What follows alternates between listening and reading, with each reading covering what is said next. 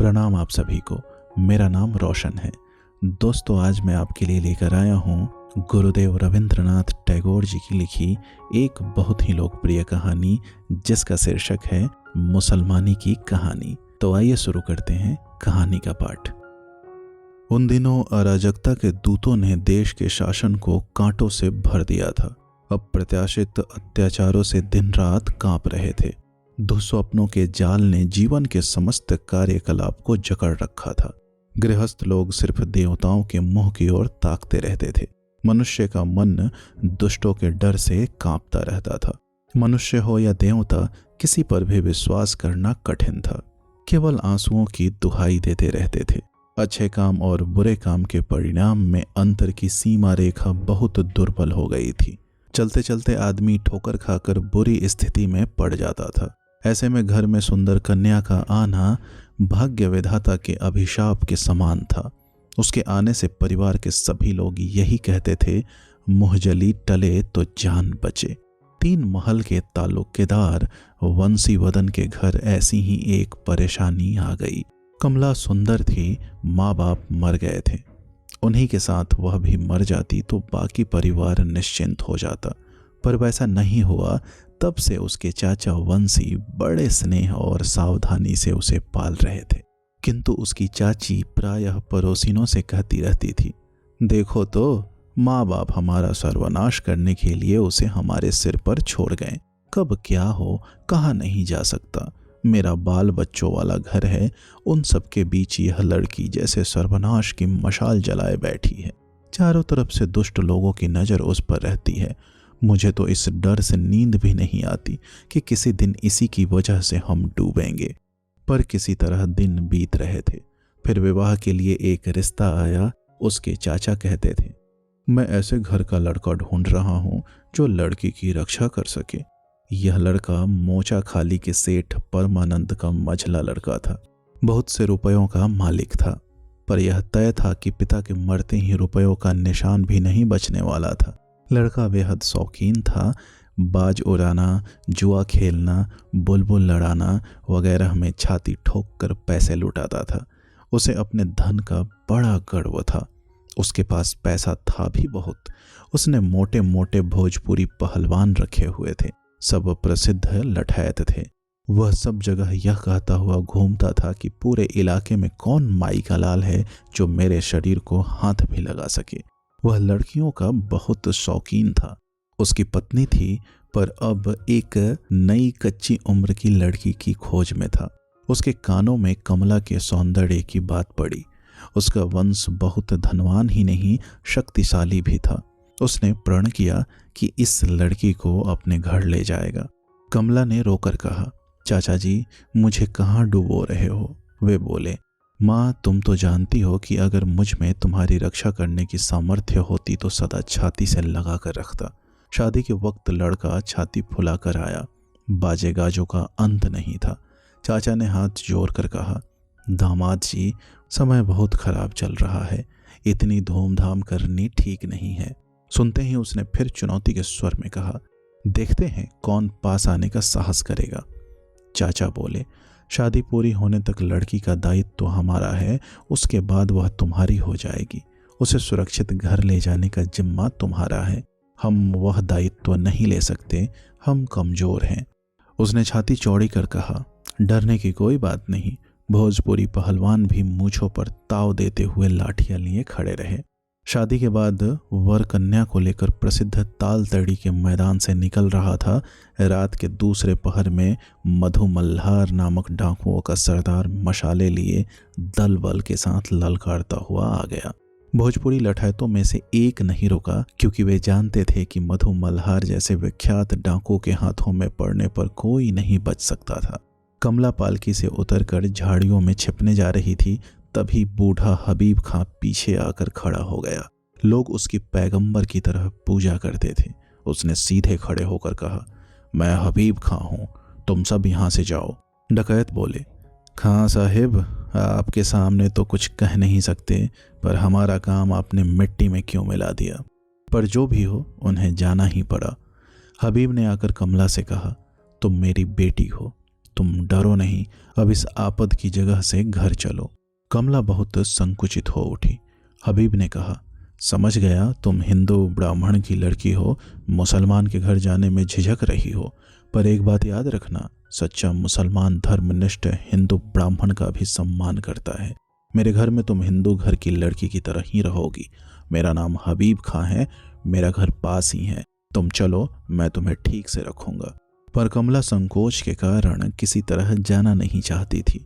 यह देखकर हबीब ने कहा, देखो, मेरे जीते जी इस गांव में कोई तुम्हारा धर्म भ्रष्ट नहीं कर सकता। तुम मेरे साथ चलो, डरो नहीं। हबीब खां कमला को अपने घर ले गया।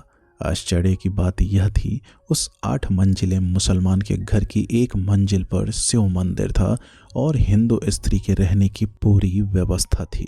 एक वृद्ध ब्राह्मण आया और बोला, माँ, यह घर हिंदू घर जैसा ही समझो, यहाँ तुम्हारी जाति सुरक्षित रहेगी। कमला रोकर कहने लगी, कृपा करके चाचा जी को खबर भिजवा दें, वे आकर ले जाएंगे। हबीब बोला, माँ, गलती कर रही हो, तुम्हारे घर से कोई तुम्हें वापस नहीं ले जाएगा, वे तुम्हें बीच सड़क पर छोड़ देंगे, चाहो तो एक बार परीक्षा ले सकती हो। हबीब खां कमला को उसके चाचा के घर के दरवाजे तक ले जाकर बोला, मैं बाहर तुम्हारी प्रतीक्षा करूंगा। घर में अंदर जाकर कमला चाचा से लिपट गई और बोली, चाचा जी, मुझे कभी मत छोड़ना। चाचा की दोनों आंखों से आंसू बहने लगे। तभी चाची ने आकर देखा और बोलने लगी, दूर कर दो, इस कुलच्छनी को दूर कर दो, सर्वनाशिनी, दूसरी जाति के घर में रहकर लौटने में शर्म नहीं आई। चाचा बोले, बेटी, कोई उपाय नहीं है, समाज में कोई तुम्हें लौटने नहीं देगा, बल्कि हमारी भी जाति जाएगी। कुछ देर कमला सिर झुकाए खड़ी रही, फिर धीमे कदमों से दरवाजे से निकलकर हबीब के साथ लौट गई। उसके चाचा के घर के द्वार उसके लिए सदा को बंद हो गए थे। हबीब खां के घर पर उसके लिए धर्म पालन की सुविधा व्यवस्थित की गई। हबीब खां ने कहा, तुम्हारे घर मेरे घर से कोई नहीं आएगा। इस बूढ़े ब्राह्मण के साथ तुम अपनी पूजा सेवा आचार विचार का पालन कर सकोगी। इस घर का एक पुराना इतिहास था। इसे लोग राजपूतनी का महल कहते थे। बहुत पहले एक नवाब राजपूत कन्या को उठा लाए थे, पर उसकी जाति बचाने के लिए उसे अलग रखा था। वह शिव पूजा करती थी, बीच बीच में तीर्थ यात्रा के लिए भी जाती थी। उन दिनों उच्च वंश के मुसलमान धर्मनिष्ठ हिंदुओं की बहुत इज्जत करते थे। वह राजपूतनी इस महल की दूसरी हिंदू बेगमों को आश्रय देती थी, उनका धर्म भी सुरक्षित रखती थी। सुना जाता है कि यह हबीब खां उसी राजपूतनी का बेटा है। उसने माँ का धर्म तो ग्रहण नहीं किया, पर मन में माँ की पूजा करता था। वह माँ तो अब रही नहीं, किंतु उनकी स्मृति की रक्षा के लिए उसने समाज से ठुकराई गई पीड़ित हिंदू लड़कियों को विशेष रूप से आश्रय देने का प्रण उठाया हुआ है।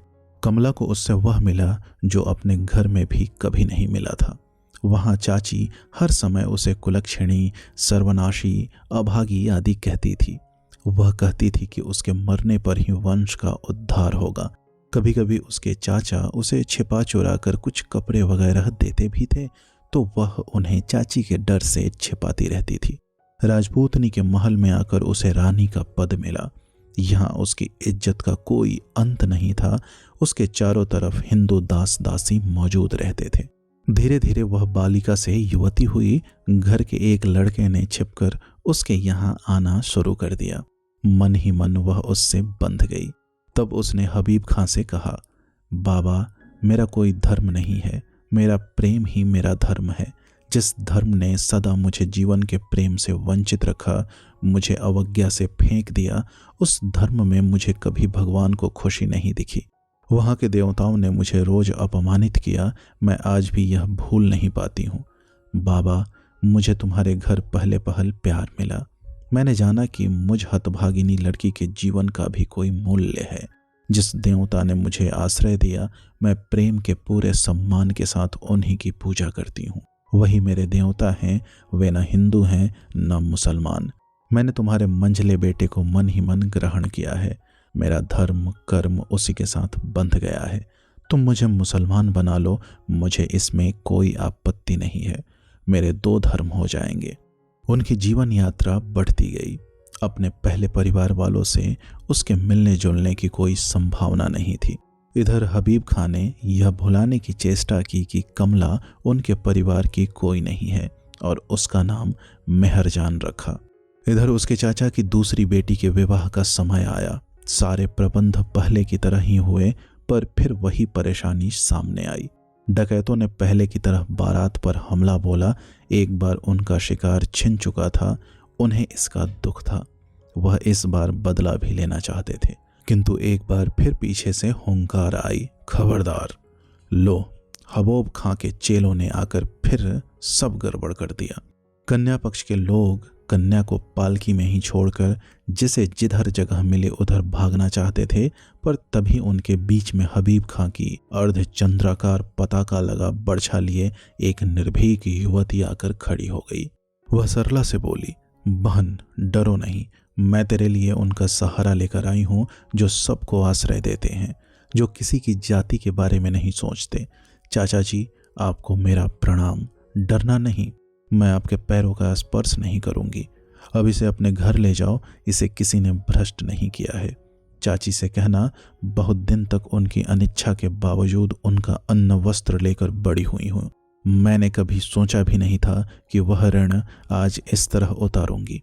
उनके लिए एक रंगीन चादर और यह कम ख्वाब का आसन लाई हूँ, उन्हें दे दीजिएगा। मेरी बहन, अगर कभी दुख आए तो याद रखना, तेरी रक्षा के लिए तेरी एक मुसलमान दीदी है।